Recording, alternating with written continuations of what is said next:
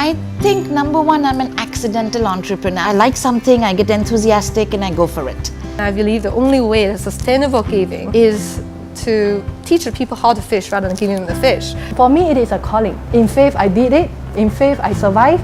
And now we are into third year. I really choose to dream that I could survive by doing what I like most. A lot of people think that you can't monetize your passion and that's what's stopping them, but actually in fact you can.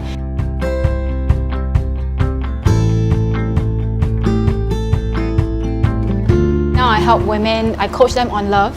So I help them make the right decision so that they can marry the right man. I think there are a lot of people who want to contribute to the world, change the world, and then yet make money at the same time. I run my own business. I consciously chose to do this so that I will not miss my children's growing up stage. So you just need to decide what kind of life you want and then just craft your business and your life around it. Because I had this vision 2 years ago to do this, but first of all, probably I didn't have the guts. And second of all, I didn't have the right mindset. And I would think, oh, because I'm doing good work, so God should send me clients and I should do this. And you know, everything should be just nice and peaceful. But unfortunately, I learned the hard way that life is not like this. I took a no excuses approach to just succeed in life. When opportunity shows up, I grabbed it. I didn't think like, oh, it's going to bring me this, it's going to bring me that. And that's when within this 1 year, things have radically, really changed. Besides running my own business, I'm currently working with Beyond Social Services to help this group called So Can I. They are marginalized women, mothers as well. They have a skill, but they don't know how to market themselves. So basically, I'm helping them to craft a business out of their skills.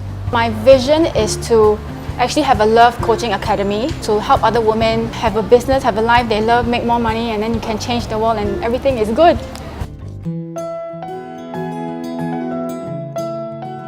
Before I started this business, I was working for the Salvation Army for 14 years. For me, it is a calling. I'm responding to that calling. And after I came out, I just did not know what to do. I went to sell water filter. I went into promoting happy feet, massaging insole. And finally, I met the inventor of my present product. And he told me that he brought this sleeping system to South Africa. He treated the autoimmune problem there. So I said, oh, okay, if it is therapeutic, it can change the blood cell, I'm interested. I went to borrow 300,000 to start the business. And how I got the courage, I got no idea. I just want to own the system and that's all. So we launched it in February 2012 and since then, no looking back. It's not easy, but I enjoy it because the satisfaction is to see people improve.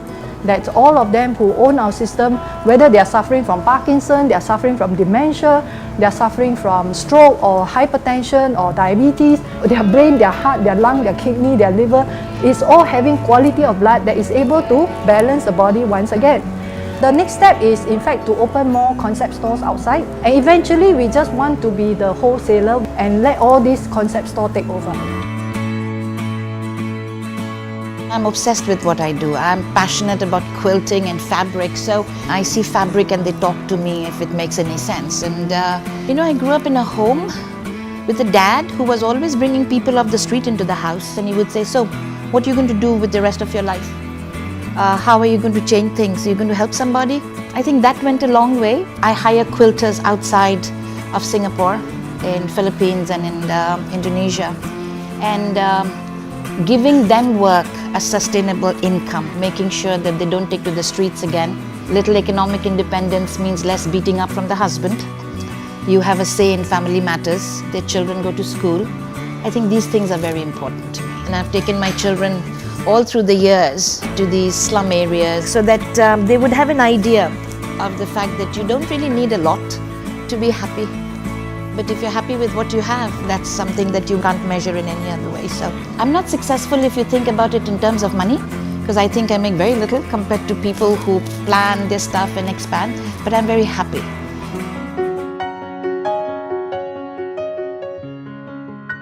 For any business, the primary function is to make profits. But just making profit is very boring and kind of meaningless. So in our company, which is a social enterprise, we found it like that. The most important thing is, whatever you're doing, if you can create the impact to the society. Our business is conference exhibition business. And our product is still very business competitive. We are not relying on this social angle as a way to make business. I'll give you one example, right? I'm a single child. I just got married last December, and my parents are getting old, and in China is a huge social problem. So we think it's very important for private world to come in with a solution such as rebuilding retirement communities and villages. So we create a conference for that social purpose. We bring the property developers, the operators, the architects, we bring in the investors, we bring the government, and people love it, and they get to meet business partners, deal gets down, we can make a difference. I think that's very important. Like one of our business philosophy is for every person to attend our conference, a child from developing school will go to school for a year. It's not only that, it's also to make the best products. It's to really make the client feel they can get something out of it. What we can do can actually inspire some other businesses to do good too. Why not? We are making greater impact. I used to say, like, if money is power, if choice is money, then choice is power. And I would like to bring the consumers to think that they have this power. The main goal is to bring on the marketplace green things, good things, healthier things, product with a social impact on those communities that really need this money to live. And actually, the e-commerce business is the social work. I would like to build a community between the social businesses and the consumer who care. It's to have another look on how we can consume the product. Actually, in the past, I had 10 years in a very big corporate. When I had my first daughter, I just decided to quit the job to focus on my kids. And unfortunately, I have to encounter some health issue. I almost died because of this sickness. And this is when I decided to change the way that I live. And I just asked myself, who do I want to be for my children? And what do I want to share with them? Then what I try to teach them is also you can help people, you can do good, and you can also succeed in the business, what I hope I will one day. I think the pool that we've got this year is really strong. I was really impressed by all the women. They're really inspiring. Each individual one of them, they have their own aspiration to work towards to, and using their aspiration to make a living, and using their aspiration to work alongside with their social work. The little things that they do may not be concrete in dollars and cents or figures, but the heart that goes with it. That is the hardest part for us to judge, actually.